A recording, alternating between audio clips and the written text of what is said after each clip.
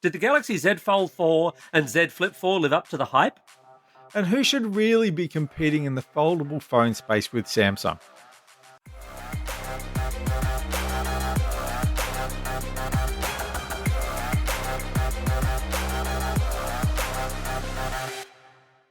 Vertical Hold is proudly brought to you by Aussie Broadband, changing the game with their award-winning network and Australian-based support.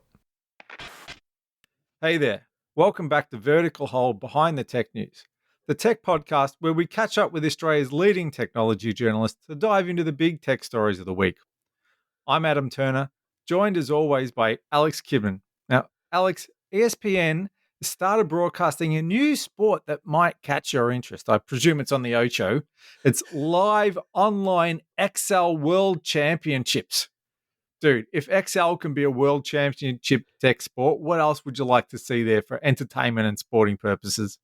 Look, I think I've come up with the ideal tech sport. World Printer Operation Championships. You line up like 12 inkjet printers. They've all got a different problem. Paper jams, out of ink, wacky networks, bad drivers. And the person who can get like all 12 documents printed in time without hurling them out the window in frustration wins. Who wouldn't want to see that? Love it. Well, it's been a few years, but we've finally managed to re-establish a link to the Vertical Hold satellite. So this week we've cranked it up, and tech gods willing, we should be able to make a direct link with New York, where the Oz and Gizmodo's Alice Clarke has been at Samsung's Galaxy Unpacked event. Alice, what kind of tech sport would you tune into? So tech sport, I think it would have to be competitive helping a parent use the internet. Oh, no. There are no winners. Yeah, no, there's no winners in that sport, and I always stumble at the dismount, but I think it would be really entertaining to watch somebody else do it. Yes. Like, you'd have to have a time limit, but I think it would work. And a patience limit. Now, Alice isn't our only international guest this week. We're also joined, sitting next to her in New York, by Jennifer Dudley-Nicholson from News Corp. Jen, what's your pick for the next big tech sport? I think it should be Russian roulette, but with USB plugins. And if you get it right the first time, you proceed to the next level. Oh, the whole I had to turn it over 3 times before it went into the slot. Exactly. Yeah, well, that's it. Automatic disqualification. I don't think anyone would make it past the first round, though. Maybe, maybe not. So you could do difficulty stages with that too, because like USB-C should be easier, but micro and mini is harder. You could throw some lightnings in there just to, have a red herring or two. Exactly. Maybe a couple that have already, frayed and fallen apart. So you throw in a 30-pin plug just to mess up the kids. Yeah, I can see that being very entertaining. So Alice and Jen are joining us from New York, where Samsung has held its Galaxy Unpacked event this week to show off its new foldable devices, smartwatches and phones. Now let's start with the big boy of the group, the Galaxy Z Fold 4. Alice, am I wrong in thinking that it looks a lot like the Galaxy Z Fold 3? The Z Fold 4, I think, actually has the most changes of the phones being announced this week because the camera array is where it's really at. Like, yes, the body is fairly similar aside from having a smaller hinge and 2.7 whole millimeters added to the front screen. But it's really the camera array on the back being upgraded to be on par with the S22 range that I think is the headline. Jen, you're a lady who loves a camera. Looking at the specs and with a brief bit of hands-on that I've had, it seems like they've grabbed the camera off the S22 Plus. Is that enough for a flagship? I think it's pretty good because they do have a problem. If they put too much camera in there, not only is it going to sap battery that's needed to power practically 3 screens, at least 2 screens. But they're also kind of going to muddy the waters because if you can get the top level camera in the folding phone, why are you going to buy the S23 Ultra Plus, whatever it's called, next year? Because you're saving $1,000? Maybe, but it's boring. I think, though, that this has been an issue with the Fold for a long time where, you pay top dollar and you don't get the best cameras in town. I think the S22 cameras kind of get it around that. Like there's a 50 megapixel camera in there. You're going to be able to capture raw shots with this. They've got a telephoto. Yes, it's a 3 times optical zoom rather than a 5 times optical zoom, which will disappoint you if you've got a favorite bird. However, that's a bird I'm talking about, not a person. I was going to say, it depends how far away she lives. Boom. Anyway, yeah, I think that the S22 cameras are a really nice addition, and I think they will make the folding phone a lot better. Yes, it could have been more powerful, but I think it's a pretty good compromise for the time being. Now, one of the things Samsung wanted to talk up a lot in the briefing that I got was low light capabilities, but my briefing was in the middle of the day. Have you had a chance to test out how well they work as low light shooters? Because that's such a big thing for flagship phones, isn't it? On a hot August night. Not really is the answer. No is also the other answer. So we've had a bit of a preview screening so far, but we believe we're getting to test them later in the week. Yes. So when we're talking to you, it's our Tuesday and we get the phones on our Wednesday. And I don't know what day that is in context for anyone. We don't know what time or space we're in, but I'm pretty sure it's New York. We exist, probably. Days and time have no meaning anymore. Sticking with the design, one of the things I liked, and you might have an opinion on this, was the fact that they've made that front screen a little bit wider, a little bit more like a standard smartphone. Yeah, that was really the most important thing for me. That's what's been holding me back from using the Fold 3 as my main phone rather than just my secondary phone. Because I love the front screen for reading books on, but I can't reply to a message because I need a dialing wand. But if I'm getting out my stylus every single time I'm trying to send a message, it's just really slowing me down. So I think having that extra 2.7 millimeters, which doesn't sound like a lot, but actually does make a big difference on that keyboard, I think is really going to change things. And also having the extra 3 millimeters on the inside screen, I think will be really good for games too. I think it's with all of these changes, I think what Samsung has done really well with this particular phone and with this category is actually respond to feedback, because when you have a look way back to the first of the folding phones, the first Fold that came out, the front screen was an obvious pain point and was the biggest sign that that was the first edition of something to come out. It was awful. Yeah, it had really thick barriers around it. I mean, this one, yes, they've made it a bit wider, but every time they've tried to do something with the front screen because it was an obvious pain point. And when you're using this phone, yes, you'll want to use the big 7.6-inch screen in the middle quite a lot because that's the big selling feature. However, the outside screen is important when you just need to do something quickly, when you need to put it in a dock, like as I do, for example, to navigate places or to make phone calls. And you don't want to have to be squinting at the screen like a really old person. And I find typing on the big open screen to be a little bit unwieldy. Well, you're wrong, because I think it's fantastic. Well, no, my thumbs want to be crossing over each other, and if they're too far away, I can't do the A with my right. Samsung can't help your coordination, Alice. I know. But at least if I have the front screen for my typing, I can have my big screen for my games and my TV shows and work, I guess. So I think that's a better balance for me. I did like the fact that they built the new taskbar into the UI. I'm going to be really interested to see if they bring that back to the Z3. I would be surprised if they brought it back to the Z3. It's such a selling point for the Z4 that I think bringing it to the Z3 would cut into the new things coming to the Z4. I don't know if it's going to be a major selling point for people who haven't tried a Fold yet, but I think existing Fold users, when they see the taskbar, will be very excited about it because it's a really easy way to multitask. You can also sort of pair your favorite apps together from 3 at a time in a multitasking window and leave a shortcut there so you can access it quickly. Personally, as a Fold user, I'm going to find that really useful, and that's going to be sort of a big handy addition.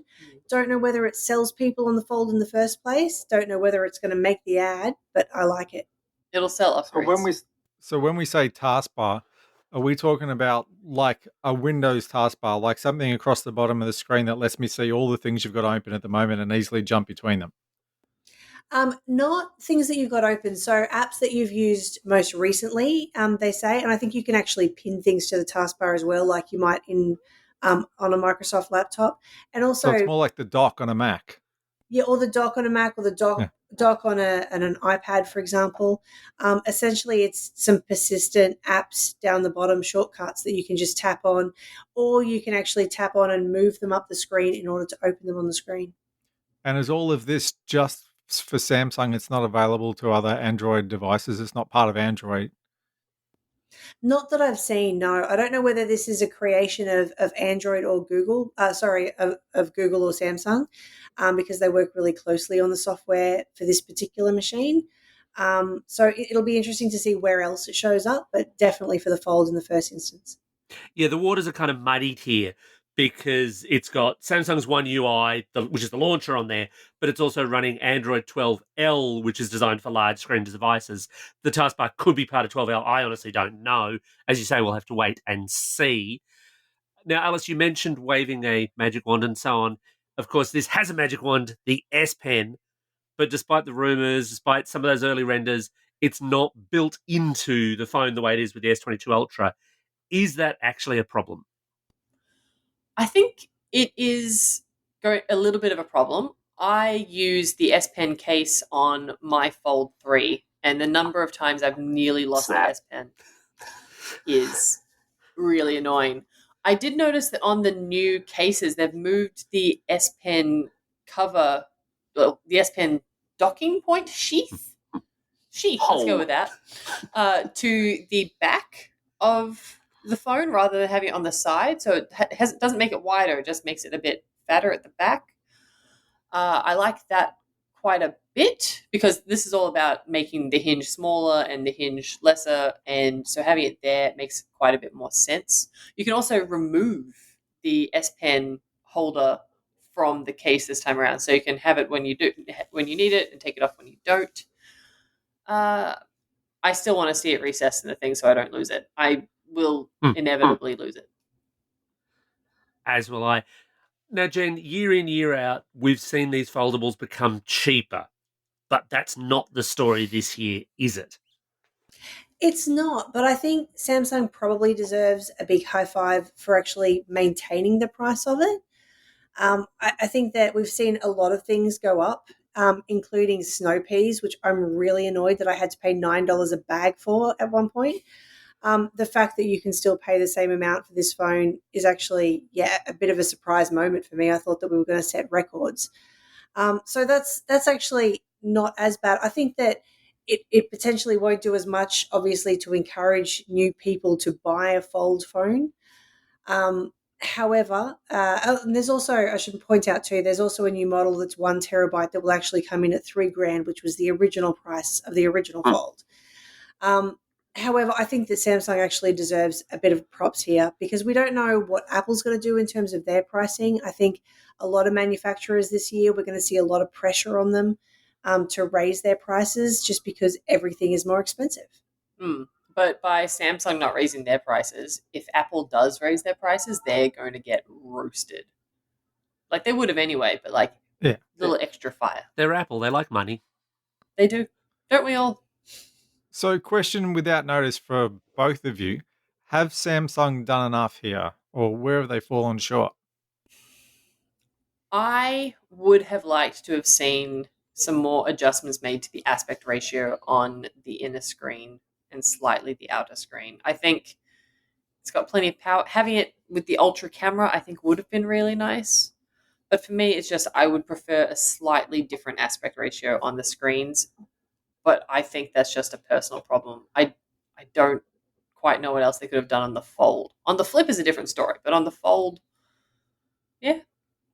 I think what they've done here is refined the category a lot, and they've been doing that since they launched the Fold in the first place. I think they've addressed things around, the hinge, being a bit stiff in some instances. They obviously had to address the issues earlier on with the 7-point-inch screen being a bit bubbly and a bit flawed. It's become more rugged and more hardy over time. They've addressed issues around, the front screen being larger. I think that there are definitely more things on my wish list that I would have loved to see in this phone. The S Pen being built in, absolutely. I was actually quite keen on a rumor that was going around about having a second fingerprint sensor and one on the screen, although maybe that was going to add more weight and more heft and then sort of take away from one of those issues they tried to solve. Also, it would have made the phone more expensive. So I think this is probably the most refined folding phone that we've seen so far. And I think Samsung are going to sell it as, the folding phone going mainstream, essentially. And for those purposes, I think they've done enough. I think they've fixed most of the things that would stop most people from considering a fold. Now, it still needs dust resistance. There's still a lot of things that I'd like to see added, but it's now at the point where I think most people can go, oh yeah, if I have the budget and the need, there is no reason not to get a fold. Well, if you don't have the budget or the need, there's also the Flip, the smaller communicator style foldable, which comes out in the Z Flip 4 this time around. To me, it feels like they've done even less with this. Am I just being a cynical, bitter old man? Yeah, they've done less with the Flip.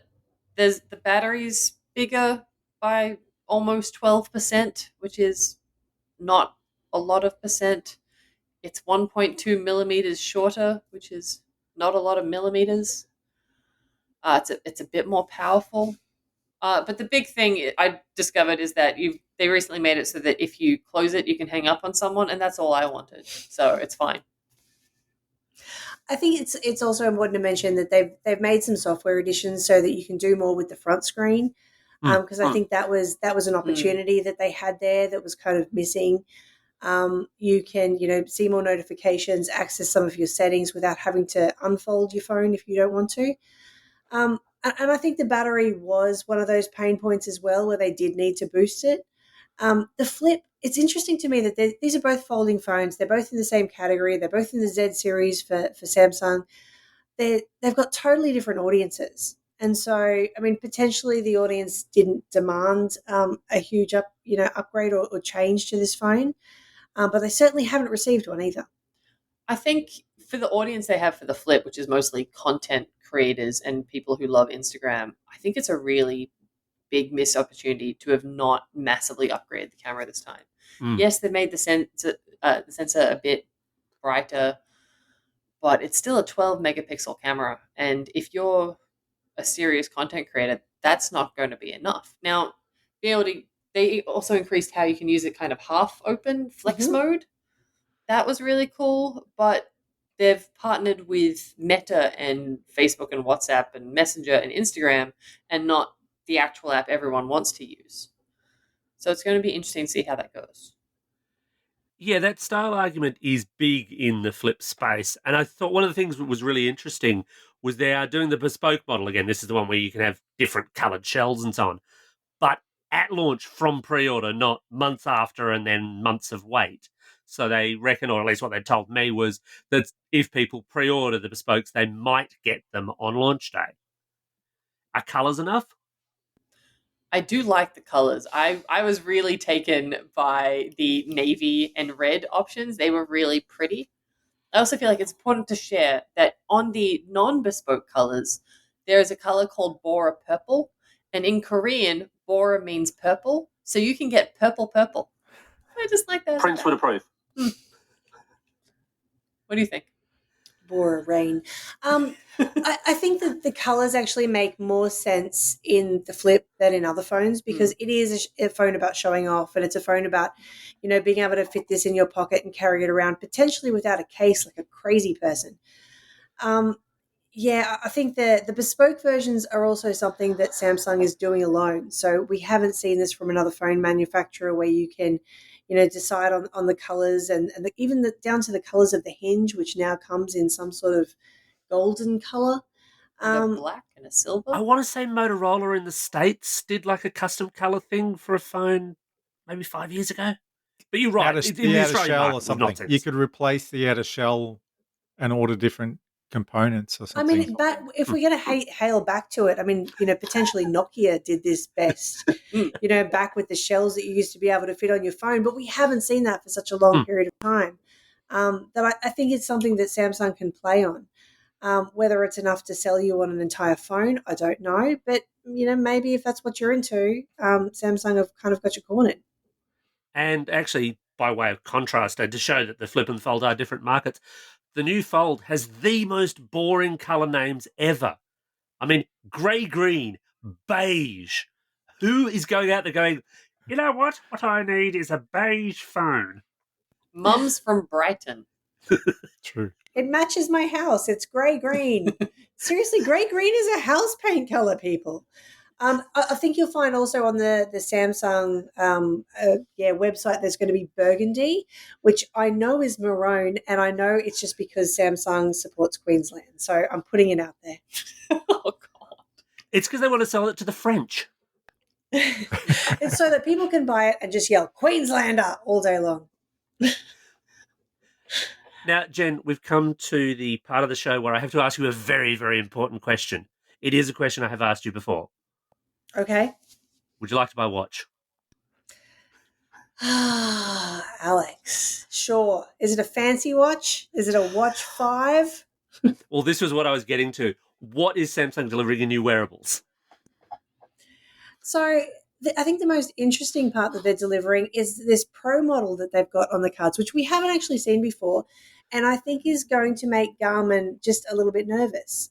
So they've got like the Watch 5, which is the standard smartwatch that you've kind of seen from Samsung before, does all of the nice health sensors. The Pro version of that has a much bigger battery in it, which is potentially going to suit those people who use GPS a lot to, for example, take too many steps around New York City.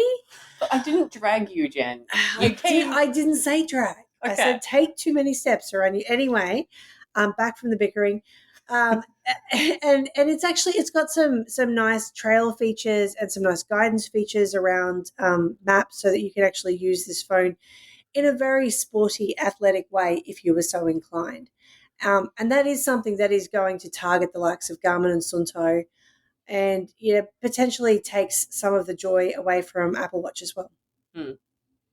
I noticed there was also an increased focus on recovery, and that's a trend that I've noticed mentioned with more and more devices. It's not just, hey, you took this many steps or did this much, but here's what your recovery rate is like. Here's when we think you're ready for your next exercise. Is that something that you think is becoming more important in this category?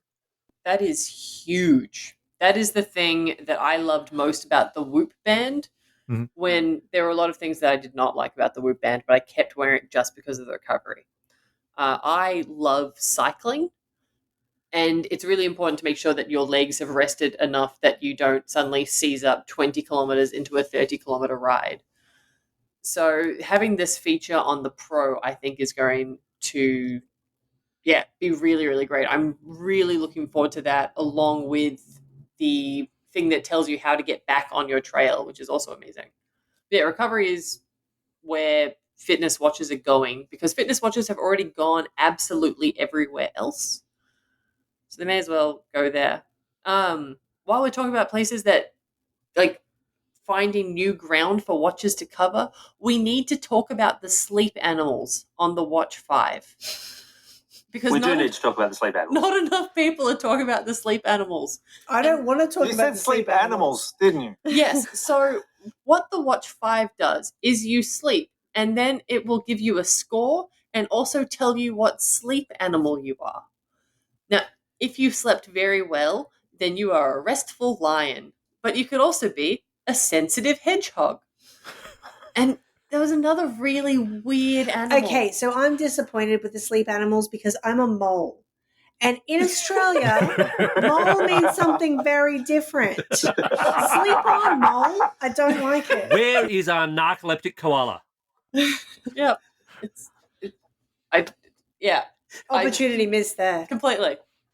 So am I the only one missing the feature that I felt made Samsung's watches stand out from everyone else, namely the actual rotating bezel? Am I alone in this? I think the rotating bezel would have really made sense on the Watch 5. I think on the 5 Pro, the focus has been on durability. They want the 5 Pro to survive a crash better than you do, because it's got the sapphire screen. Because it's got the evidence. Yes. But But it has the sapphire screen, which is nigh unscratchable. It has the titanium case, and the titanium casing is deliberately slightly raised, so it even more protects. So space for a rotating bezel. It's space for a rotating bezel if you wanted to break a rotating bezel when you had an accident on a mountain bike. Because you are going to have an accident on a mountain bike, because it's a mountain bike and it hates you. So, yeah, I think it actually, while I love it, I don't think it makes sense for the Pro. I wish it was on the 5. I think they would have had to add another model. There would have had to be a 5 and then a 5 Classic and then a 5 Pro. And maybe that's a few too many watches for people to kind of take into consideration. And I would point out that the Pro, in adding extra battery, is a lot larger. It only comes in 45 millimeter, which is a sizable screen, and it's a lot thicker. I mean, it sits nicely on the wrist from what I've seen. I was having a look at it tonight, and it sits really, really closely. However, I think adding just a dial on top of that may be a ring too much. Yeah, and especially in titanium, it would just be too heavy. So we've sort of jumped there between comparing it to Apple devices and comparing it to the likes of Garmin. Where is Samsung trying to play here? What do you think it sees as its biggest competitor in its target space? Or is it deliberately trying to have a foot in both camps? I think the Pro is going after Garmin. I think it is heavily after Garmin. It has more features than the Apple Watch for fitness. Like Apple Watch is a fantastic watch. Personally, I think it is the best smartwatch. However, if you want a proper fitness watch, if you are a fitness nut, you're going to go to a Sunto or a Garmin. And this is where Samsung's trying to play. It's trying to play at that different level. It's not going to be for everyone.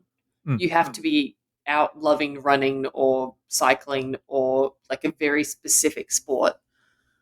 But if you love your sport or your hobby, this is the watch for you. Whereas an Apple Watch would not be on that level. Are we still stuck in the space? And I'll admit I actually haven't checked this particular detail where it's Android only, because that might be the thing that wouldn't get people off an Apple Watch if it's not going to work with your iPhone, and that was certainly the case for the Watch 4 generation. I don't know for sure, but I'm pretty sure it would just be Android only. Like they're not trying to get you to give up your Apple Watch. They're trying to get you to give up your iPhone. They want both slices. I think they are really going into competition here with the likes of Garmin and Sunto and Vertu and all the other brands that athletes are buying because of the size of it and also the way that those devices tend to eat into what could be Samsung's market. I think there'll be a bit of a battle that goes on there, and it'll be interesting because a lot of really serious athletes, not potentially me, a lot of serious, mathlon, Okay, those mathletes, marathon and triathlon kind of folks. They really have a dedication to particular apps and particular brands that do the specs they need, and it'll be interesting to see if Samsung can actually break into that market. Yeah, if they manage to better rival Strava, because they've already made it so you can share routes, but they haven't made it so you can compete on routes yet. If they add the route competition and a couple of other things, I think it would be a no-brainer. Because that's one of Strava's big selling points, isn't it? It is, and Strava costs, I think it's something like $10 or $20 a month in subscription fees. If they could cut into that a little bit, I think Strava would be concerned. But like even just being able to share routes is amazing. So same question as earlier. Where have they fallen short here? What could they have done better? The one thing that I was really disappointed that didn't make the list was a skin temperature sensor. They kind of mentioned that as a possibility in the rumors, and then they kind of pulled back on that, and it wasn't quite ready for prime time. I'd love to see something like that in terms of having a look at trends over time to kind of work out, if you've got an infection, if there's something else going on with you, if you're walking around in New York heat and your body's just too damn hot and you need to go and seek some air conditioning. I think that would have been nice to add to the sensor mix both for the 5 and the 5 Pro. So that was the one thing I was slightly disappointed in. However, they are slick watches. I really like the watches, but unlike Jen, I want to take away a sensor. I think having the body composition sensor is really irresponsible. because those tests in the scales at the gym or what you get from like with things or Fitbit are only accurate maybe 20 to 30% of the time at best.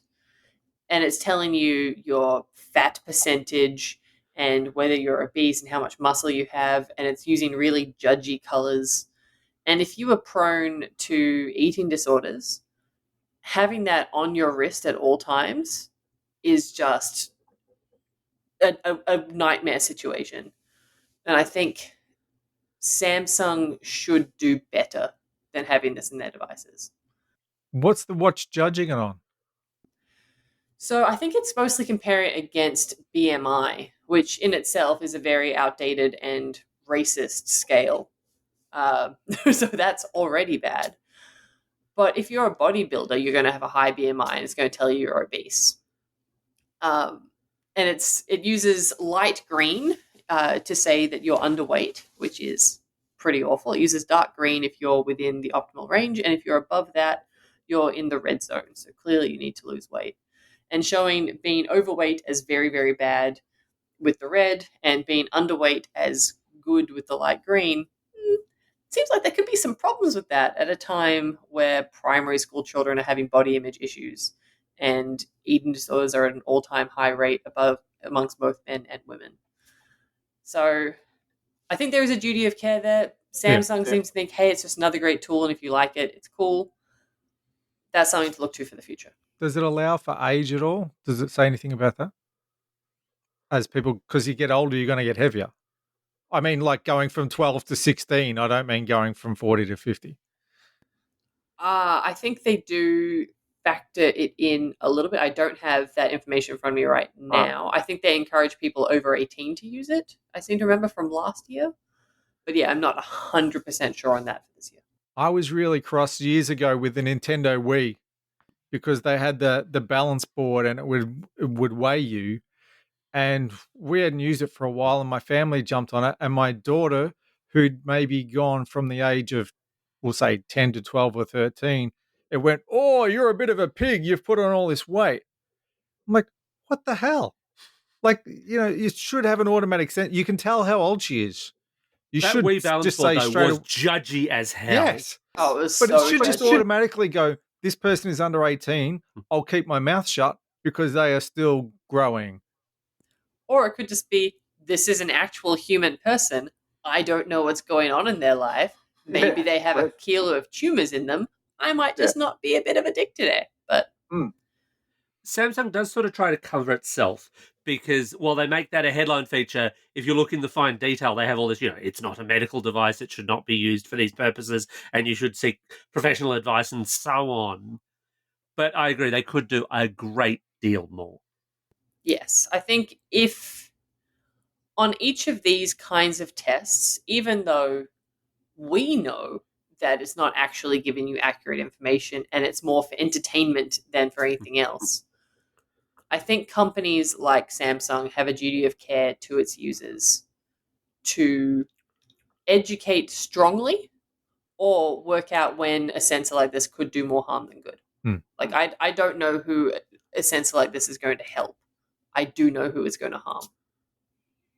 The rest of the watch is really good. It's just this one thing. And it's one thing that you can turn off, but I think maybe it should be off by default and you have to go in and turn it on. But the rest of the watch is great. High five, watch. So the smallest thing they announced at Unpacked was a new set of Galaxy Buds, the Buds 2 Pro. Alice, convince me why I should stick yet more Samsung beans in my ears. So I have had quite a hit and miss relationship with Samsung Buds. Sometimes they're great. Sometimes you're like, that is at least in my ear. But I spent a bit of time yesterday with the Buds 2 Pro. Like, I haven't done proper tests yet or anything, but I played some of the test songs that I use on high-end headphones, and I was really impressed. Like, I was close to thinking that aside from having the lower quality of Spotify music compared to the lossless Apple and spatial on Apple Music, I think the Buds 2 Pro for my preliminary tests might have the edge in sound quality. certainly in comfort. But yeah, it's going to be really exciting to see how the reviews go. I'm really looking forward to testing them. They were a massive highlight from the event. And when you say the edge, are we talking AirPods Pro, Sony, Bose, the usual competitors that people stack at the top of the scale? Yeah, I think. What else would I compare it to? I think the Technics EAH, is it the 600 or the 800? The Technic in-ear ones that I really like. I think they still have the edge in sound quality because they're stupid incredible.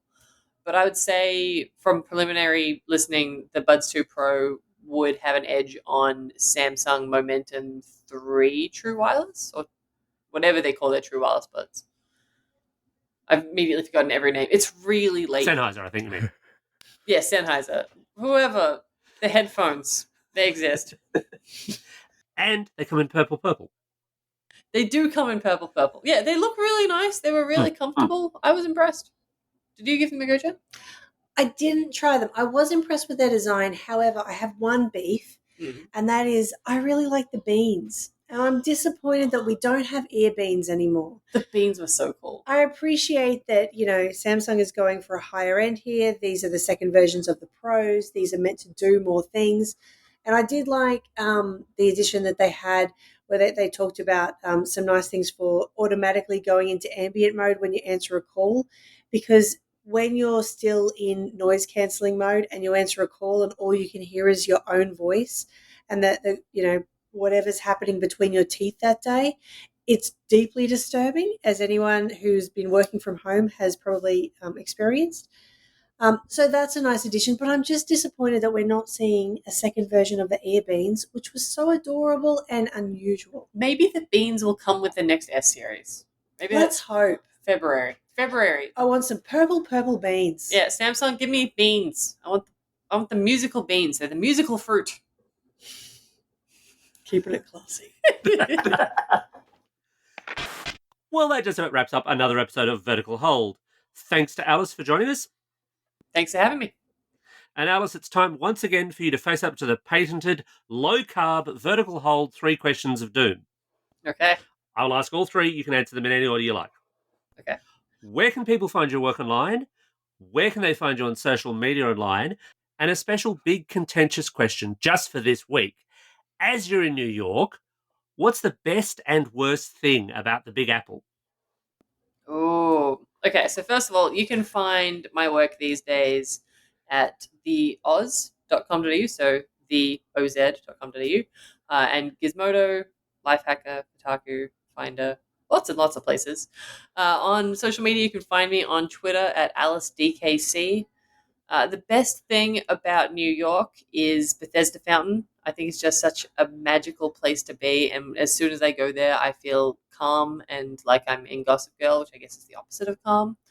The worst thing is the fact that today it was 36 degrees, but it felt like 39 degrees, and I thought I was going to boil to death and die, yet somehow decided to walk across the Brooklyn Bridge, which was beautiful, but it was so hot. It does not need to be this hot. I'm very, very glad you did not, in fact, boil. Thanks also to Jen for making the time to join us. Thank you, sir. And you get exactly the same questions. Okay, sounds good. So you can find my work online at places like Daily Telegraph and Herald Sun and Courier Mail because I write for news. You can find me online at Twitter because that is where I live, at Jen Dudley. The best thing about New York is all the photo opportunities and the excellent people watching that you can do around the place. Like the whole place is like the background to a movie that you didn't realize you were in. And the worst thing is just how much scaffolding there is everywhere. Like, build a building and keep it up. Why are you keeping the scaffolding on the outside all the time? It doesn't need to be like this, people. Oh, and the smell. In summer, it smells so bad. It kind of does. It looks better in photos, though. It does. Well, hopefully we haven't lost too many American listeners with that one, or at least New York listeners. We'll have to wait and see. And while we wait, you can catch us online at Vertical Hold AU on Twitter, via the Vertical Hold Facebook page, or online at verticalhold.com.au. And as always, thanks everyone for tuning in. Don't forget to tell your friends about us and help us spread the good word in 2022.